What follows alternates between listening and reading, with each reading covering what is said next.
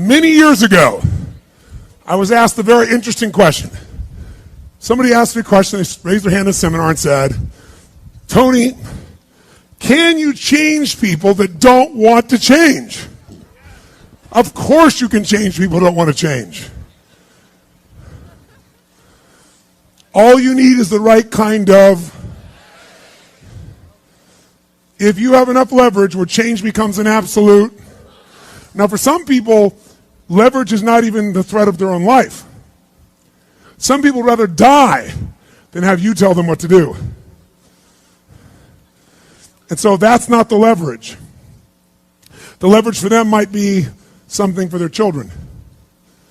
Leverage for them might be spiritual growth. All of us have a leverage point.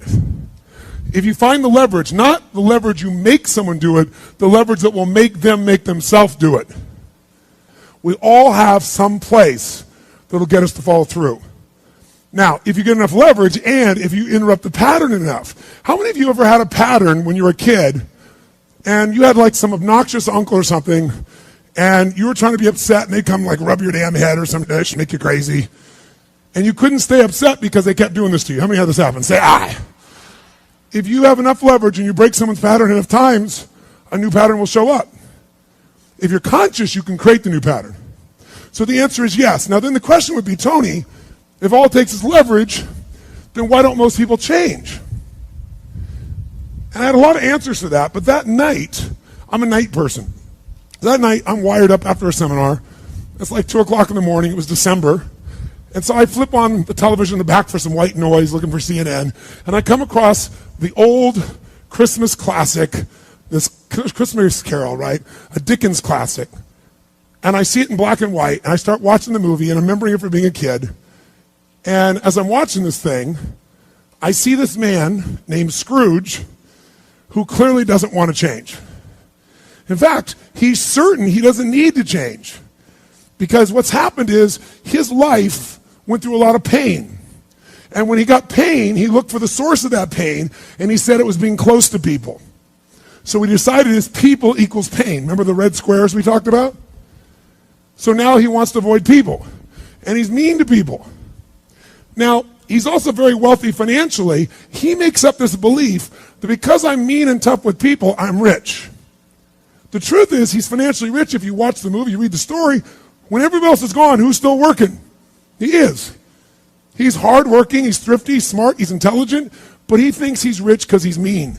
So he doesn't want to lose being rich. He doesn't want to lose not being hurt. So he has a belief. Be mean to people and everything works out, even though he's miserable. Can we have beliefs that make no sense and yet still believe them? Yes or no? Sure, we just get wired. So I'm watching this guy. Now, the only way people change is if they associate either enough what? Pain, so they have to change, or they associate changing will equal enough what? And ideally, if you get both, you'll change. If you get, every moment I do this, the pain's getting more and more intense, there's a point where you must change. And if you get, if I change, I get all this pleasure, you're going to want to change. How many follow?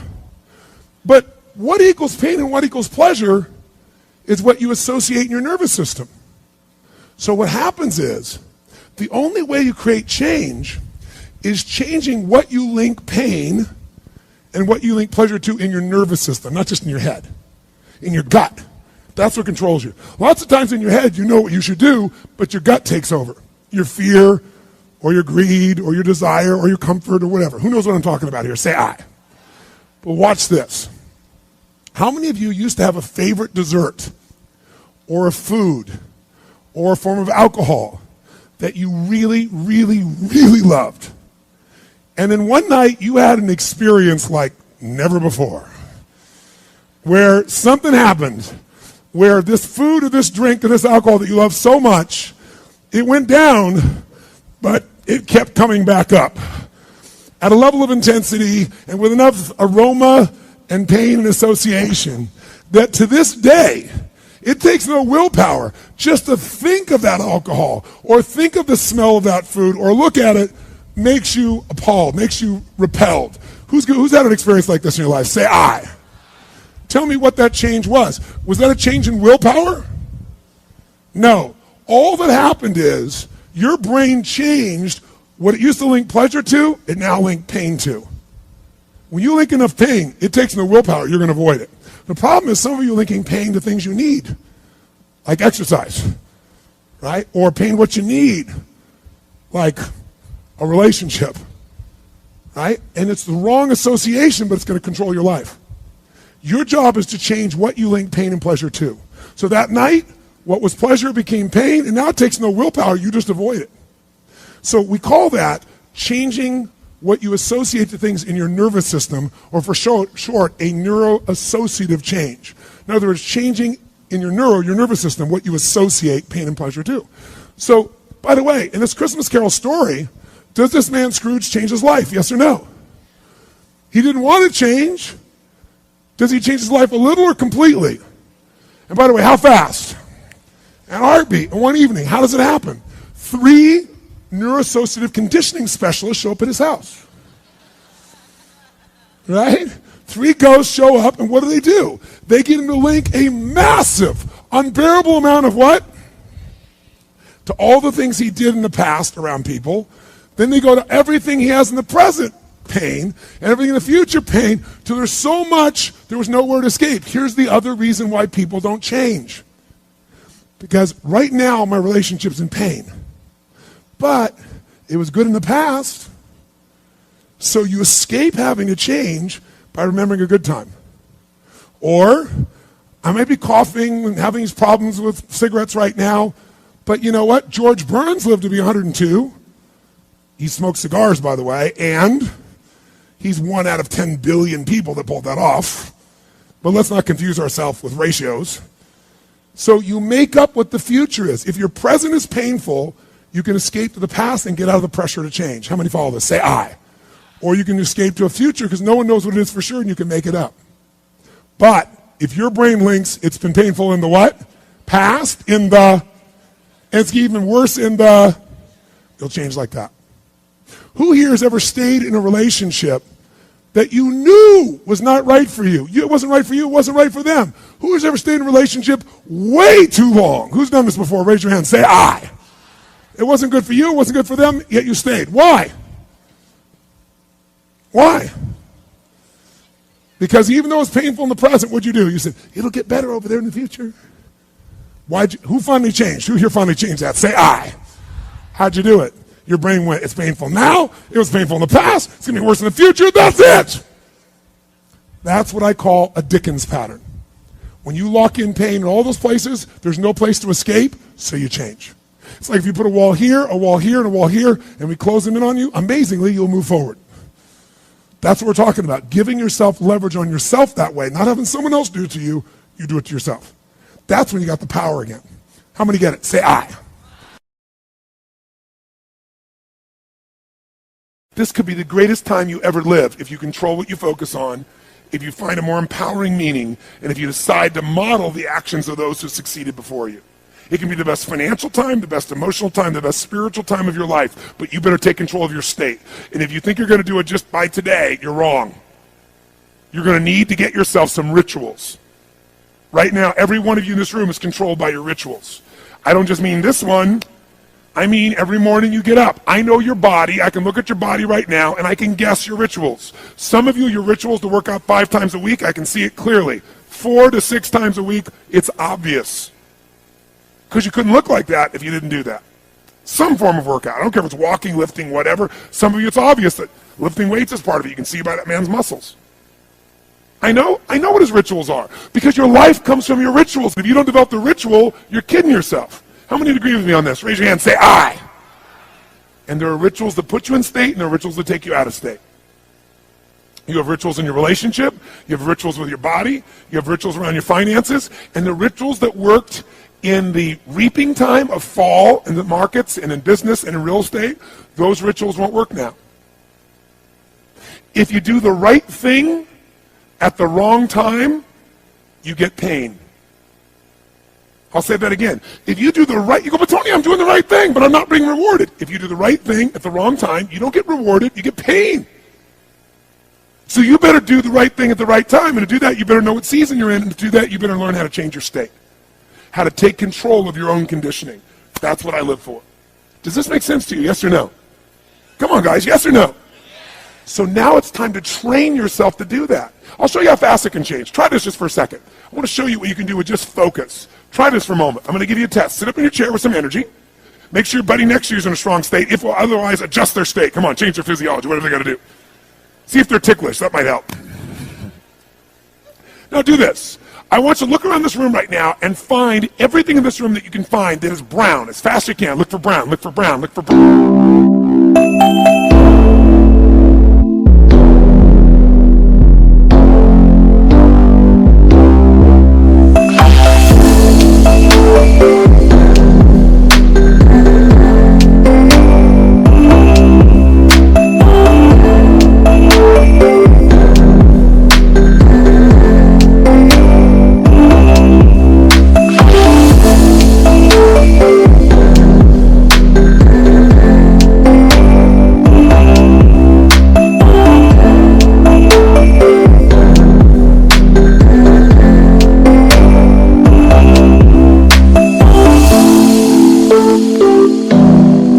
Look for brown. Look around you. Look for brown. Look for brown. Look for brown. Okay, close your eyes. I'm going to give you a test. With your eyes closed now, shout out loud everything you saw that was red. If you see a lot more brown right now than red, say yes. Open your eyes. Look for red now. I want you to really look for red. Look for red. Look for red. Look for red. Anything you can find that's red, look for red. All around you, look for red. Raise your hand if you found more red this time and say I. Why did you find more red this time? Because seek and you shall. That's right. Whatever you focus on, you're going to find it. In fact, let me tell you something. You'll even find it when it's not there. How many saw burgundy, called it red, just so you could have more things you counted? Raise your hand. Say, I. Come on. See, whatever you're looking for, you're going to find. So if you want to change your life, my friends, you've got to change your physiology and you've got to change your focus. By the way, how fast can you change that stuff? How fast, my friends? How fast? How fast? Come on. In a heartbeat, once you rechange your conditioning. That's all you got to do. And you can do it fast. You can do it with a question or two. Try this right now. Answer this question in your mind and be honest. What in your life today, if you wanted to be, could you feel proud about right now? If you wanted to feel proud, if you didn't feel like, I shouldn't be proud, if you wanted to feel proud, what could you be proud of in your life today? Your children, your health, your body. Is there a problem you faced?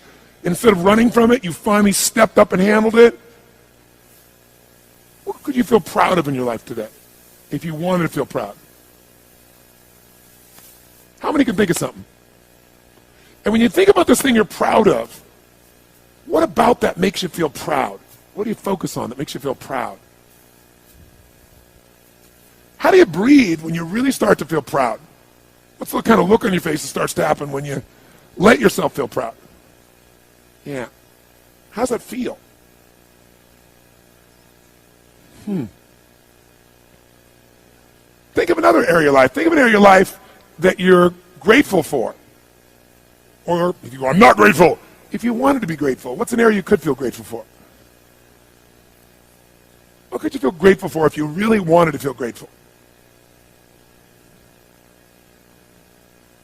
How many can think of something you could feel grateful for? Let me see your hands. And what about that are you grateful for? What do you focus on that makes you feel grateful? How does it feel when you're really, truly feeling filled with gratitude?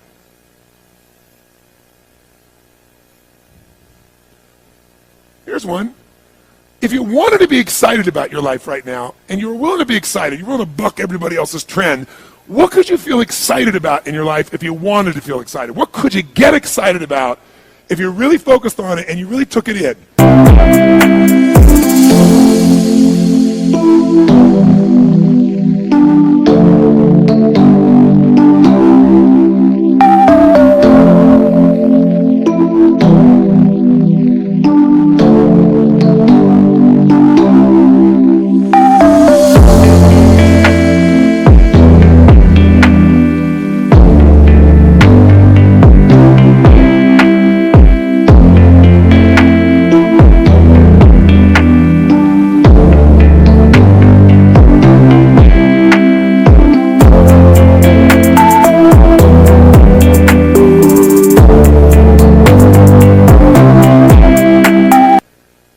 you weren't in a negative place, what could you get excited about if you wanted to be excited in your life?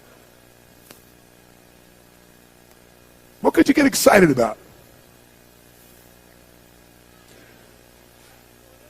How many of you can think of something you feel excited about right now? Raise your hand. Let me see your hand. Say I. When you're really excited about it, what about that excites you? Or when you're really excited, how do you feel? How do you speak? What's your life like? By the way, when you're excited, does it tend to touch other people? Yes or no? Absolutely. By the way, do people have a tendency, who feels different right now than just even a couple moments ago? Raise your hand and say, I. Why? Because focus is controlled by questions. If you ask a different question continuously, not once, continuously, you will get a different answer.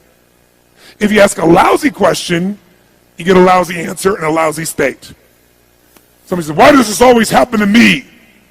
It doesn't always happen to you, but the brain's like a computer. Ask it a question, it'll have to come up with an answer. Because you deserve it, you idiot. Someone will say, how come I can never lose weight? You can lose weight, but if you keep saying, how come I can never lose weight, the brain's got to come with an answer. It goes, you're a pig. Lousy questions create what? Lousy answers. Ask a better question, get a better answer. Now here's what I want you to get. I want you to get that you can change your state. How fast, guys? How fast? How fast? And if you get the habit of doing it, you'll have a different life.